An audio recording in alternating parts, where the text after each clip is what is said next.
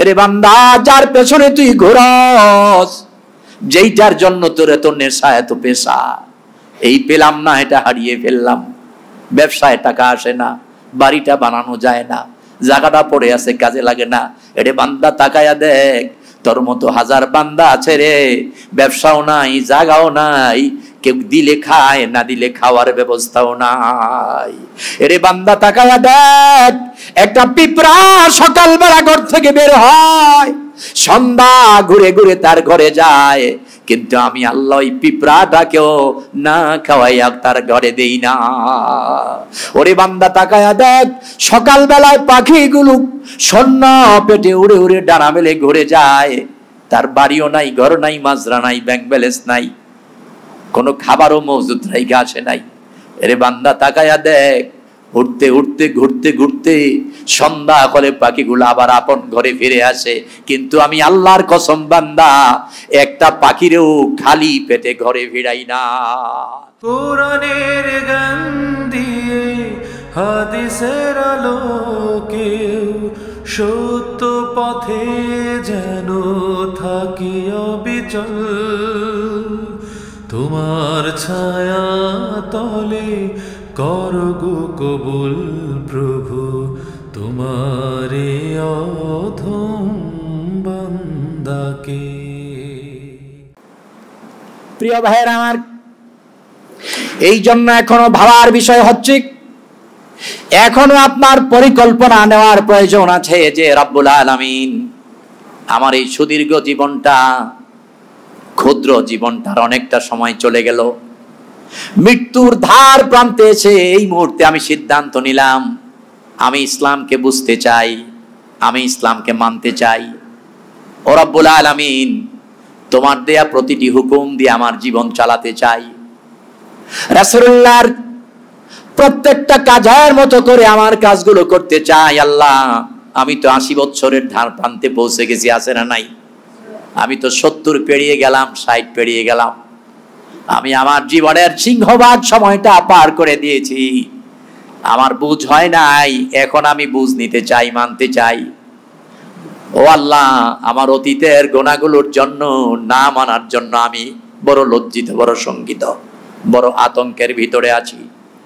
আল্লাহর কসম, তখন আল্লাহ রাব্বুল আলামিন ডেকে বলবে, ও ডেমরা সারুলিয়া, ট্যাংরা বাইতুন নূর মসজিদের মুসল্লিরা শোনো, তুমি যদি আতঙ্কের মধ্যে পড়ে যাও, ভীতির মধ্যে পড়ে গিয়ে সিদ্ধান্ত গ্রহণ করো, বাকি সময়টুকুন জীবনের, কারো 10 মিনিট, কারো বা 10 বছর, আরো বেশি কম হতে পারে, এই সময়টুকুন আমরা ইসলামকে বুঝে, ইসলামকে দিয়ে, ও আল্লাহ তোমার আনুগত্যে জীবন চালাতে চাই।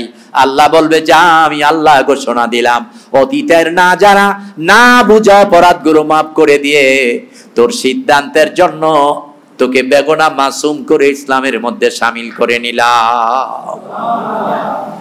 এই জন্য আপনাকে সিদ্ধান্ত নিতে হবে, যেখানে আছেন সেখানেই থাকবেন, না নড়বেন।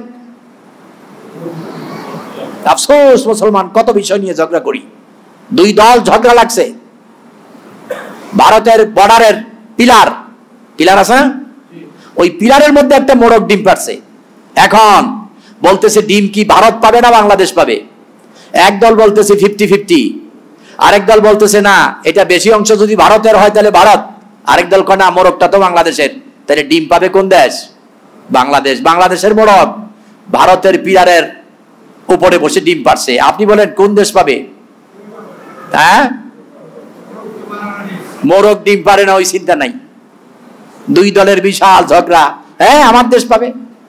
ইন্ডিয়ান বলতেছে না আমার দেশ পাবে, কিন্তু সারা ব্যাগ করে চিন্তা করে নাই, আরে মোরগ তো ডিম পারে না, অতএব এই বিষয় নিয়ে ঝগড়ার কোনো প্রয়োজন নাই। সব শয়তানের ষড়যন্ত্র নিয়ে আমাদের চাহিদা কামনা বাসনা। আল্লাহ কই, দুনিয়ার সবকিছু, এই কিছুই না বেটা, কি নিয়ে গুরস, কি নিয়ে গুরস? আল মালু আল বানুনা জিনাতিল হায়াত, আল মালু আল বানুনা জিনাতিল হায়াত। এরে বান্দা, যার পেছনে তুই ঘোরস, যেইটার জন্য তোর এত নেশা এত পেশা, এই পেলাম না, এটা হারিয়ে ফেললাম। ব্যবসায় টাকা আসে না, বাড়িটা বানানো যায় না, জায়গাটা পড়ে আছে, কাজে লাগে না।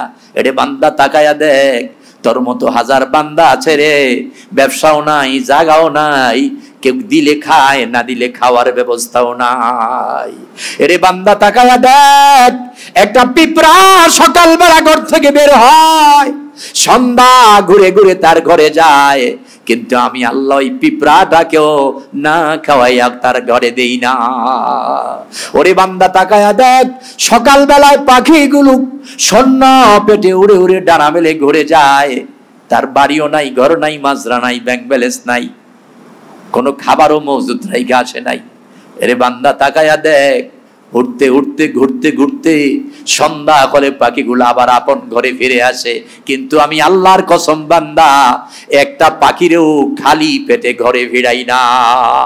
কারণ এরে বান্দা, তোর খাবার, তোর দাবার, তোর সন্তানের খাবার আর তার থাকা, তার ব্যবস্থার জন্য কি লাগবে রে বান্দা? তোর চিন্তা করা লাগবে না রে বান্দা, আমি আল্লাহ তো আগেই ঘোষণা করে দিয়েছি, ওয়ামা মিন দাব্বাতিন ফিল আরদি ইল্লা আলাল্লাহি রিজকুহা। রে বান্দা, এমন কোন বিচরণশীল প্রাণী, এমন কোন জিনিস আমি আল্লাহ তৈরি করি নাই যেই প্রাণীর রিজকের দায়িত্ব আমি আল্লাহ নেই নাই। বানাইছি আমি, খাদ্য দেওয়ার দায়িত্ব আমার। তুই আব্দুর রাজ্জাক আর আমি আল্লাহ হলাম রাজ্জাক। রাজ্জাক কে? কথা বলেন, রাজ্জাক কে? আর আপনি আমি কি? আব্দুর রাজ্জাক। এই জন্য বান্দা আল্লাহ বলেন, আল মালু ওয়াল বানুনা জিনাতিল হায়াত। দুনিয়ার সম্পদ, দুনিয়ার সন্তান, ও বান্দা তোর সম্পদ আর তোর সন্তান, তোর পরিবার আর তোর পরিজন রে বান্দা, স্ত্রী তোর আপন। তাকায় দেখ রে বান্দা, এখনো তোর হাতে 100 কোটি টাকার সম্পদ আছে, এখনো তোর হাতে 1 কোটি টাকার সম্পদ আছে, এখনো তোর হাতে 1 লক্ষ টাকার সম্পদ আছে, এখনো তোর হাতে 1000 টাকা আছে। তাকায়া দেখেন, এই ড্যামরার অলিতে গলিতে ঘুরে ঘুরে দোকানে দোকানে যারা ভিক্ষা করে, খবর নিয়ে দেখেন অনেক ভিক্ষুকের লাখ টাকার উপরেও পুঁজি আছে। আছে না নাই? বান্দা তাকায়া দেখ, তোরে আমি যেদিন দুনিয়াতে পাঠাইছি রে বান্দা, খালি হাতে পাঠাইছি, আবার যেদিন ডাক দিয়া আমার কাছে আনবো, খালি হাতেই আসা লাগবে। যেমনি আইসা এমনিতেই আসবা।